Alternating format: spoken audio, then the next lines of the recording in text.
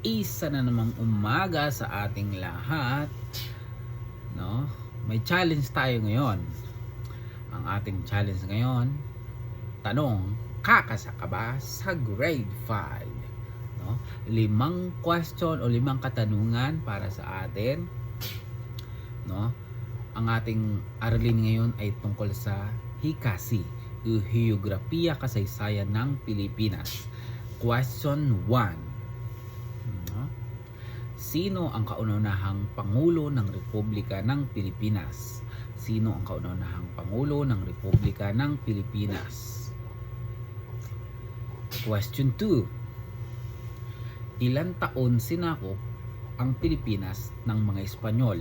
Ilan taon sinakop ng mga Espanyol ang Pilipinas? Question number 3.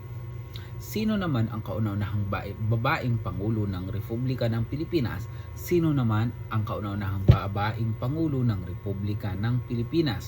Question number 4. Sino ang kauna-unahang Pangulo ng Commonwealth? Sino ang kauna-unahang Pangulo sa panahon ng Commonwealth? Okay?